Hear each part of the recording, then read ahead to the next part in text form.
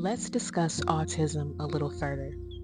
First, we need to discuss that autism spectrum disorder is a neurological developmental disorder.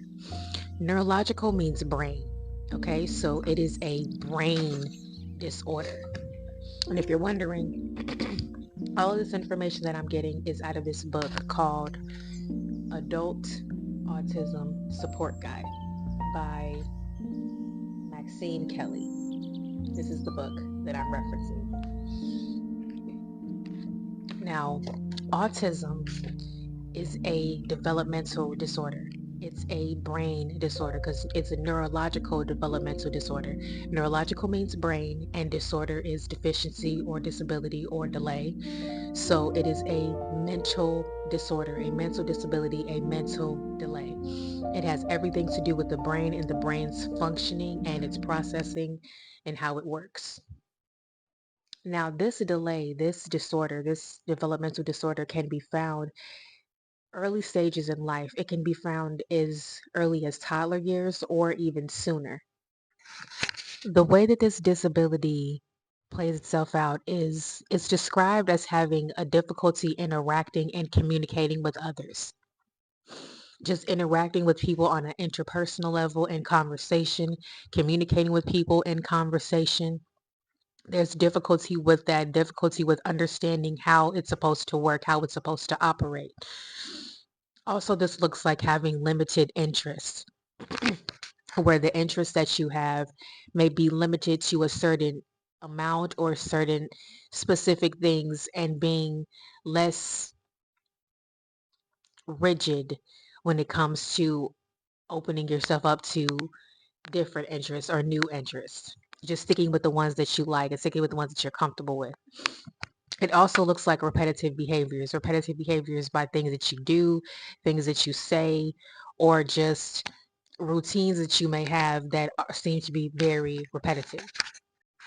This also looks like difficulty with making eye contact, not actively listening to people, or seeming as if you're not actively listening because you're not watching the person or looking at the person, you're just looking around or looking away, but or looking out and about, but you are listening. You're just not listening with your eyes.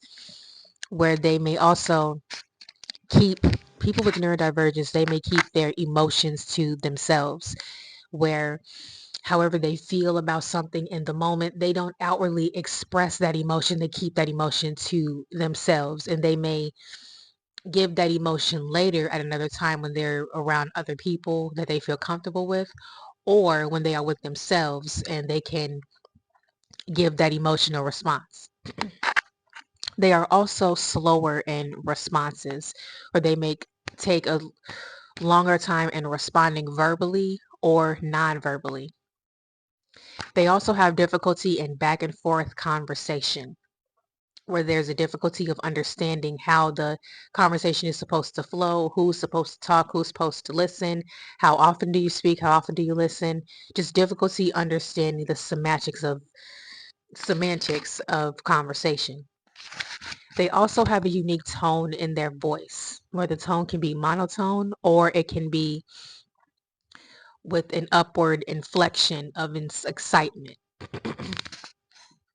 or a low monotone voice, or a straightforward tone. They also may have difficulty with understanding others and understanding the actions of other people. They may also tend to overflow on a subject, just continuing to ramble on and on about a subject and not picking up on the social cue that other people are not as interested or listening. They have difficulties in social situations.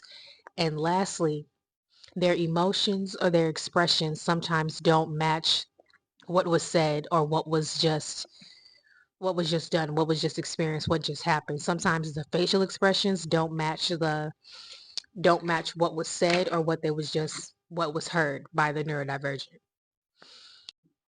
This can look like someone saying something that is very exciting, and the expression that you give is not an excited look, but just a very calm, cool, collected look.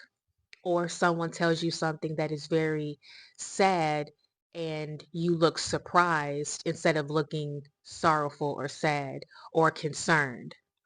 Just a difference of expression, not knowing what is the right and appropriate expression in the moment because our brain is processing things slower. That our brain is getting the reaction, but our face is not giving the appropriate reaction, not having appropriate reactions to things at times because of our brain.